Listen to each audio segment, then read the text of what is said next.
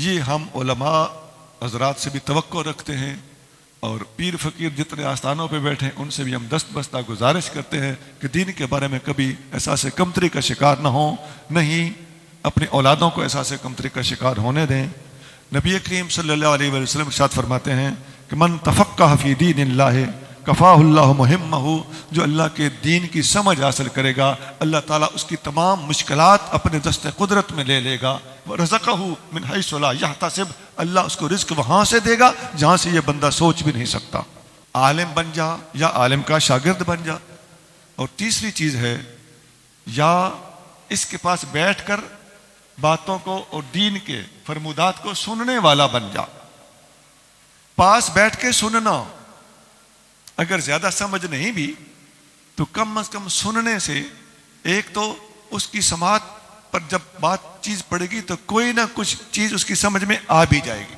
Number 2، جب سننے کے لیے وہ تیاری کرے گا تو سننے کے لیے جو سنا رہا ہے اس کے پاس بیٹھنے کا بھی شرف ملتا ہے، تو کم از کم اولیاء اور علماء کی صحبت اور سنگت اور رفاقت اس کو نصیب ہو جائے گی۔ یہ سنگتیں بھی انسان کا بیڑا تار دیتی ہیں اور انسان کو کامیاب کر دیتی ہیں۔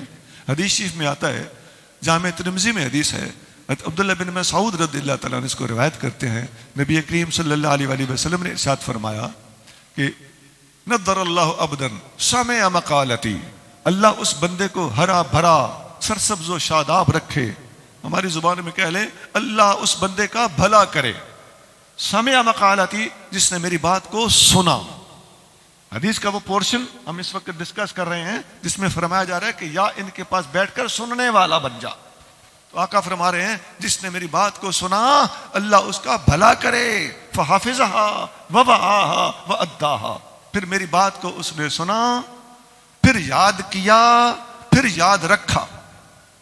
سمع سنا، حافظہ یاد کیا، ووعاها یاد رکھا، واداها اسے آگے بھی پہنچا دیا۔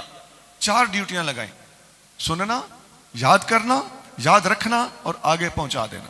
آج کل کے لفظوں میں سننا اس کا مطلب ہے ریسیو کرنا، اور یاد کرنا اس کا مطلب ہے فیڈ کرنا، اور یاد رکھنا اس کا مطلب ہے سیو کرنا، اور آگے بھیج دینا اس کا مطلب ہے سینڈ کرنا۔ تو فرمایا جس نے میری بات کو سنا، یاد کیا، یاد رکھا اور آگے ڈیلیور کر دیا، فرب حامل فقہ، اللہ ایسے بندے کا بھلا کرے۔ اور کتنے ہی علمی نکتہ جاننے والے بندے ایسے ہوتے ہیں غیر فقیہ، انہیں اس علم کے نکتے کی خود سمجھ کوئی نہیں ہوتی۔ فرب حامل فقہ الی من هو افقہ منہ، اور کتنے ہی نکتہ جاننے والے، الفاظ یاد کر لینے والے ایسے ہوتے ہیں، جب وہ آگے میری بات کو پہنچائے گا من ہو افقہ منہ۔